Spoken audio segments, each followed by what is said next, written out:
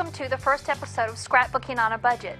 My name is Sherry Wicks, and I'll be your host for the next 30 minutes. I've been a scrapper for about 6 years now, and over the years I've tried to talk to people, try to get them interested in this wonderful hobby. I love it. I want to share it with everyone. So when I talk to people, I get two responses. The most common is, "Oh, I could never do that. I'm not very creative. I don't like that one." And the other one is, "Oh, that is so expensive to start scrapbooking. There's no way I can afford it." Well, those two responses present a red flag to me. They are a personal challenge because I believe that everyone has a creative streak, and I'm going to show you how to make beautiful scrapbooking pages and not spend a lot of money.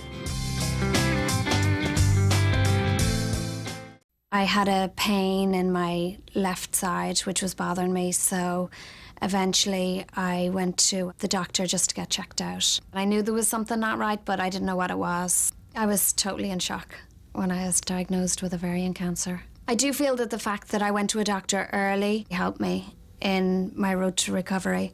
Just to think that you might have something that could be wrong with you, you really, really need to get it checked out. Ovarian cancer can be beaten. I know because I've beaten it.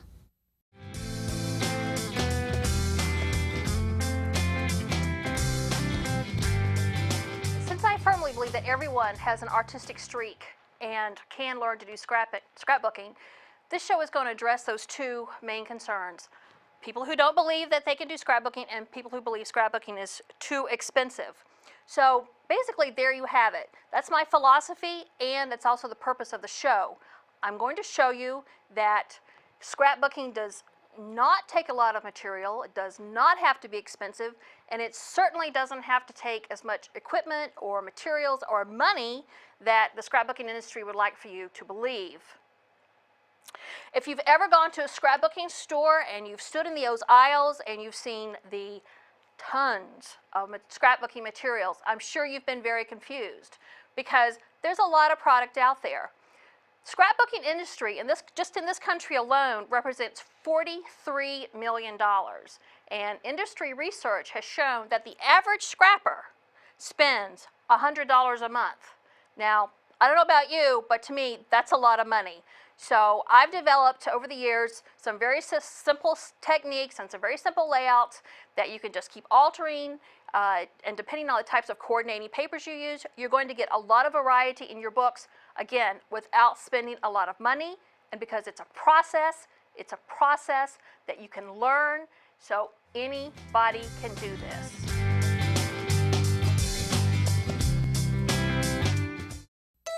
Massachusetts is making a difference when it comes to clean, renewable energy. Across the state, hundreds of individuals, schools, and businesses, and dozens of communities are choosing to install wind and solar power to help our environment and strengthen our economy. The electricity we get from our rooftop solar panels takes care of a big part of our energy needs. Our goal is to get our monthly electric bill down to zero.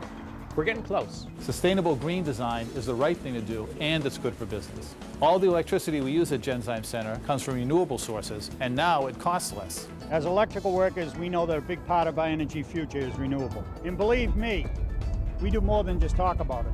This building is what we call a green school. From the recycled flooring that we walk on to the solar panels on the roof. It's as environmentally friendly and energy efficient as possible. A building like this costs a lot less to run than conventional buildings, and those savings go on forever. For more information on clean, renewable energy, visit masstech.org. Clean energy is working in Massachusetts. Make it part of your energy future.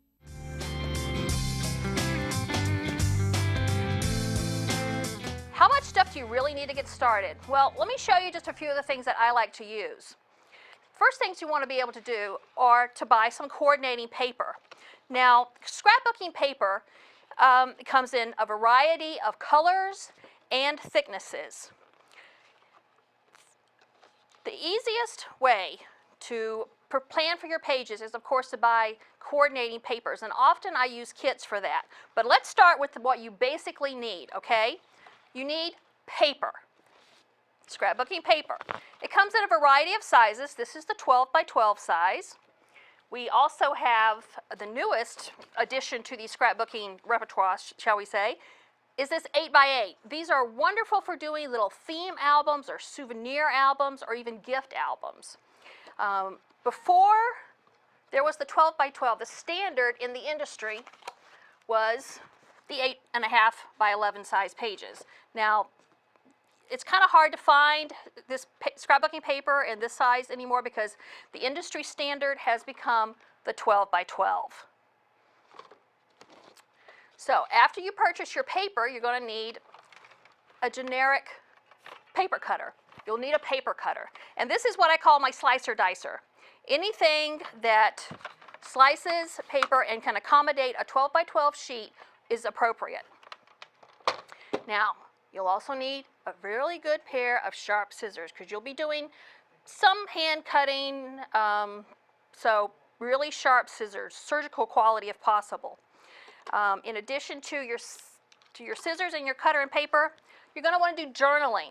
Journaling is the second most important element of a scrapbooking page. In addition to your photographs, you need to do your journaling. And your journaling is where you tell your story. This is where you explain your family traditions. This is the who, what, when, where, and why of the page and the pictures that are shown on the page. All right, so you have that. You have your paper, your cutters. You're going to need an album. Now, this is where it gets really confusing because there's a variety of albums out there, but if you can remember, there are two basic types of albums. You have the type that is the strap hinge type, and this means that there are straps that hold the pages in place, so it's called a strap hinge. Now with the strap hinge album, you have papers or pages that you work on. They come either white or black, or some come in khaki, but see, there's the white page. In this particular layout, I've actually worked directly onto the white page of the album. The advantage to using this type of album is it's good for people who enjoy scrapping chronologically. That means if you start out the school year, you start with your title page, you move through, and you're starting first grade, second grade. This type of album is excellent for people who scrapbook chronologically. You can add to this album. I've added several pages to this one already, so they can be added to. You can do refills. In addition to purchasing the white pages, the refill pages, you'll need to purchase what's known as a page protector. And this slides over your pages, and it just serves as an additional element of protection. Now, that's one type of album. Another type of album that is available is called the post-bound. And this is the type of album that I actually prefer. This album has little posts that they go through all from the front to the back, and they keep the pages in place. With this type of album, you have a page that's called a top loading. You slide your completed scrapbooking pages into the top of the sheets. Now, with this type of album, you do not need to purchase additional page protectors because the refill page, the page itself, serves as the page protector. So you're saving a little bit in that sense. By buying the post-bound albums, you do not have to have a separate page protector. Now, to me, the biggest advantage of using a post-bound type album is you can work on your pages, and once your pages are done, then you can arrange them in order and then slide them into the page protectors. So you do not have to scrapbook chronologically. Now, I'm not a very organized person, so scrapbooking chronologically just does not work for me. I admire people who can do it, but I like to flip-flop. Sometimes I'm working on pictures from 70 and 80 years ago, and sometimes I'm working for pictures I just took yesterday. So the strap hinge album does not work for me because once you have completed your page, it's very difficult to go back and add a page if you've forgotten a huge chunk of time or a major event in for the subject of your scrapbook. So that's why I prefer the post-bound album with its top loading pages. I know that's a lot of information to try to remember, so I'm going to review what you really need in order to begin scrapbooking. So we need our paper, we need some really sharp scissors, we need our handy slicer dicer machine, we need some acid-free permanent pens. This is for our journaling. Now, in order to attach our photos and our embellishments to the pages, we need some type of glue. And while we're on the subject of glue, let me tell you a little bit about glues. These need to be as high a quality as possible, because I have learned the hard way, and I've had just a disastrous occurrence with one of my very favorite scrapbook pages by using the wrong type of glue. I prefer to use a glue that is a rolling adhesive type. You roll it across and it comes out in little tabs, just little squares, tiny little pieces of adhesive that you can use to attach your photos, your mats, your embellishments. Now, I also like to use the type that can be refilled, because I'm a secret tree hugger at heart, and I don't like to put this huge hunk of plastic into the trash bin. I like things that can be refilled and reused. So that's my personal take on adhesives. Through experience, you will be able to find the type and the style that works best for you. But again, it must be a really high quality, and I do not recommend the use of glue sticks. Avoid glue sticks whenever possible. By using the glue sticks, that's how I ruined a beautiful page when my mother met my daughter at Logan Airport for the very first time. That's a scene that cannot be recreated, and I ruined it by using the wrong kind of glue. So learn from my bad experience, pick a good glue, okay? So we reviewed what we actually need. Now, before you go shopping, there's some technical stuff that you need to understand.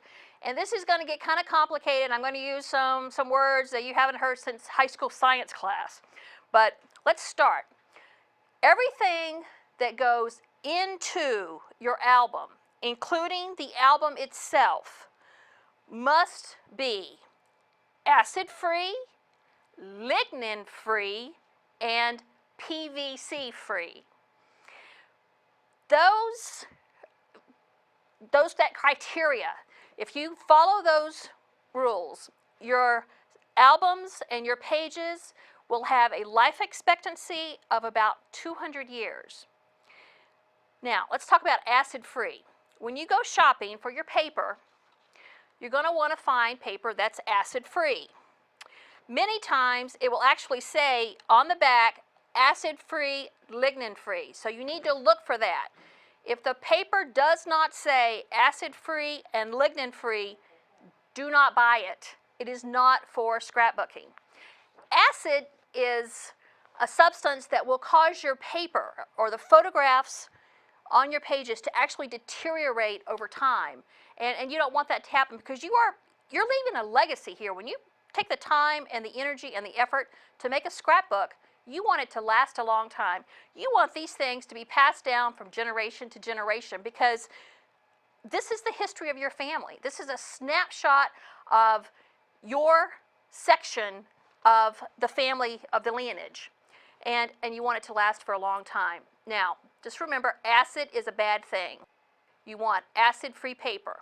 The next thing that you want to remember is something called lignin. Lignin, that's L-I-G-N-I-N, not linen, lignin, is a substance that holds cell walls together. It's found in plant cells. And what lignin does, it causes paper to darken, and it will also cause photographs to turn yellow over time. So lignin, again, is something you want to avoid. Now, if you remember from your high school science classes, there was this pH scale. Do you remember that? Substances were either acidic, neutral, or alkaline.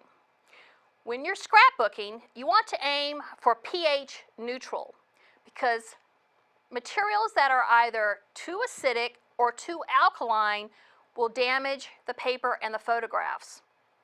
So you want to aim for pH neutral when you're purchasing scrapbooking materials. And everything in the scrapbooking industry is marked. It's labeled acid-free and lignin-free. So just look for those catchwords and you'll be safe. Now, there's another word that you're going to sometimes encounter, and some paper is produced, there's not a lot of it, some manufacturers are doing it, but it's called buffered. Some papers are produced with a process that lays an alkaline substance on the paper so that the alkaline substance on the buffered paper will neutralize any acid in the photographs, the mementos, or the embellishments that you may be adding to your pages. Normal paper that is, that has acid-free, that's not pH neutral, it will only last for about 50 years. But paper that is pH neutral will last, again, about 200 years. The advantage to using buffered paper, the best example is if you have a newspaper article and you want to include it on your scrapbook page. Newspaper is highly acidic because it's not for preservation purposes. Newspapers are very short-lived. Well, if you put that newspaper article on your scrapbook page, it could leach. The acid in the article could leach, and that means it could sort of bleed out over your page and touch other items on your page, other photos, other mats, mementos, whatever, and darken them as well. So I primarily use buffered papers when I'm dealing with a non-acid-free memento or some sort of memorabilia that needs to be on the page but is not acid or lignin-free. Another way of getting around the problem of acidity is to use it's a de-acidifier spray, and there's several of them on the market. I've never used them personally, but they are out there and they're highly recommended. Again, I usually just use the buffered papers to, for archival purposes and to save, to protect the rest of my pages when I do have to use something that is, highly acidic. These women have one thing in common. They've all been diagnosed with ovarian cancer, but their lives have been saved by early detection. Symptoms are subtle but recognizable if you really listen to your body. A family history of certain cancers can increase your risk for ovarian cancer. You are your own best advocate, so be proactive and talk with your doctor. Visit ovariancancerawareness.org to learn the facts that could save your life.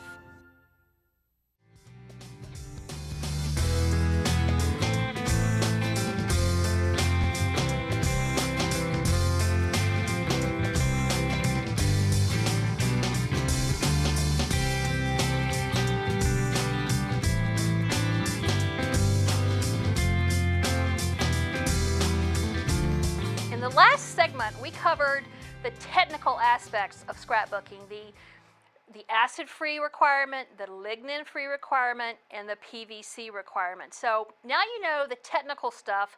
Let's kind of pretend we're going to actually go to the store. So now you're not going to be as confused as you were, right? Because you know what you need to look for, and you know that you don't need to get as much stuff as the manufacturers and the retailers want you to think you do. So, okay, we're going to the store. Now, the best way to save money when you go to a scrapbooking store is to have your pictures already with you. That way you can find paper and embellishments that already match the colors and the themes in your paper, or excuse me, in your pictures. So take your pictures with you. And for the purposes of this show, when I say pictures, I mean the kind that you've had developed and you can actually hold in your hand. Digital scrapbooking is becoming all the rage, and it's a wonderful thing, I'm sure, but I like the touchy-feely aspect of scrapbooking. I like to be able to hold a page in my hand. So for the purposes of this show, when I say pictures, I mean the 4x6s, the 5x7s, or the 3x5s that you have printed out. So you've got your pictures. You're holding them, and you should have them organized in by theme. So that makes it a lot easier. So you go to the scrapbooking store, and the best way is to find a theme kit. So let's say you've got beach pictures. It's very inexpensive to buy a theme-related kit, such as this one. In this kit, there are 6 papers, as well as sticker embellishments, and these are called die-cut embellishments. They actually pop out. So you've got your papers, and theme kits, in my opinion, are the most economical way of buying scrapbook papers because you've got everything you need, and you're going to be able to use them to make several pages, and what's left over, you can use them for card making. That's another show and another subject, but another one of my passions. So don't worry, in scrapbooking, you never waste anything. So you've got your papers, and again, I want to talk to you, when I say paper, I generally mean the lighter weight paper, but there's also something called cardstock, and that's a heavier paper. This is sort of a mid-weight cardstock, but cardstock can be used as the background of your pages, such as I've done here, or you can use them for photo mats like I've done right here. And the photo mats are simply a contrasting color that makes your photograph pop from the page, because you need to remember it's not the stuff on the page, it's the actual photograph that should be the focus and the focal point of your pages. So when I say paper, I'm referring to either the background lighter weight or the cardstock. But when I specifically mean cardstock, I mean the heavier stuff that I use for mats. Now, back on the subject of theme kits, they come individually like this, and a good rule of thumb to follow when buying a theme kit is if you are spending $2 or less per page, that's a good price. That's kind of my rule of thumb, and of course, shop the sales and stuff. But in addition to the theme kits, there are also thicker booklets that you can purchase that, like this particular one, it's all about, it's a travel theme. So your vacation pictures, any kind of traveling you've done, these pages are related and would work with those pictures. Now this set is, again, it's more paper, but it's lots of little coordinating pages.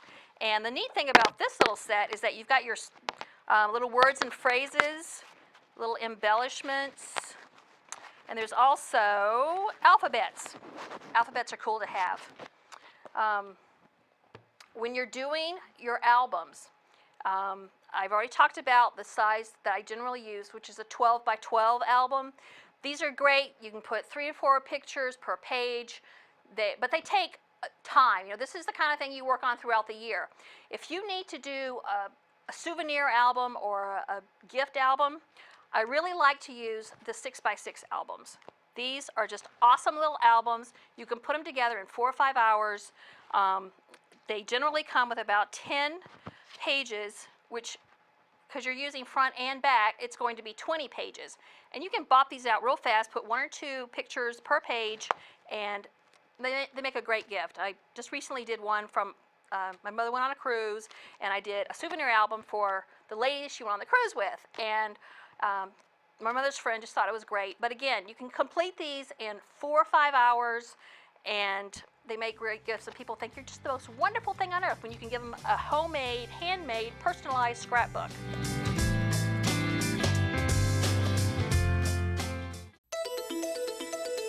Massachusetts is making a difference when it comes to clean, renewable energy. Individuals, businesses, and communities are installing wind and solar power to strengthen our economy and help our environment. Wind power is one of the fastest growing methods of power generation in the United States. We use our turbine to power our training center. Every high school in the state uses a great deal of electricity, but at our school, using our solar panels, we're able to produce some of our own. Each of our solar panels can provide up to 200 watts of electricity, and we make them right here in Massachusetts, and that means hundreds of jobs and a clean energy future. All over Massachusetts, municipalities, businesses, schools, and homeowners are taking advantage of rebates from the state's Renewable Energy Trust. You can too. Find out more by visiting masstech.org. Clean energy is working in Massachusetts. Make it part of your energy future.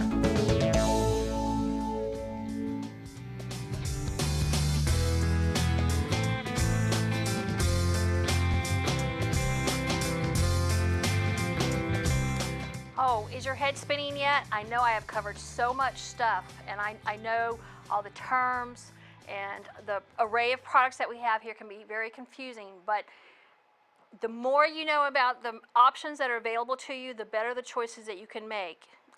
So when you go to a scrapbooking store, you'll be able to make an informed decision, and an informed decision is a better decision, and a better decision tends to be a less expensive decision.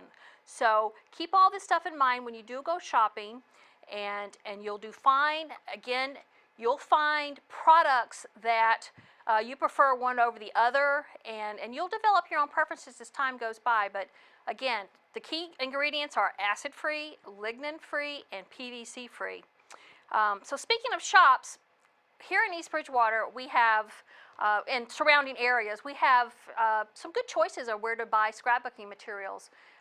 Over on Route 18, there's a privately owned scrapbooking store called Scrapbook Covered.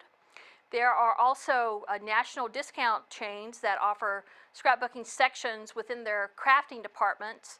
And then in the larger malls, there's AC Moore and Michaels. Any of those sources can provide you with quality scrapbooking materials, and of course they always have sales. Watch the flyers. Use your 40 and 50% off coupons when they come out. That's a great way to start building your supplies. Another source of scrapbooking supplies is the internet. Now, I caution you about using the internet because unless you have seen the item in a store and you know exactly what you're ordering, it can be a little hairy sometimes because you don't want to have to start paying restocking fees and things like that. So again, I would caution you about using internet sources. There's a million of them out there. Just go Google scrapbooking supplies and you'll be bombarded with stuff. But exercise caution, and remember that sooner or later you do have to pay off that credit card balance. So just keep that in mind. Now, in this first segment of Scrapbooking on a Budget, we've covered some of the basic things that you need to know. We've covered the types of albums, papers, theme kits, things like that. Over the next couple of episodes, we're actually going to start making some pages, and we're going to cover the subjects of texture, color, shape, and balance. Those are the four elements, the four artistic elements that you need to focus on when you're doing scrapbook pages. And I have a simple way of remembering it. The scrapper's best choice: texture, shape, balance, and color. That's my little key for remembering the elements that need to go into a good scrapbooking page.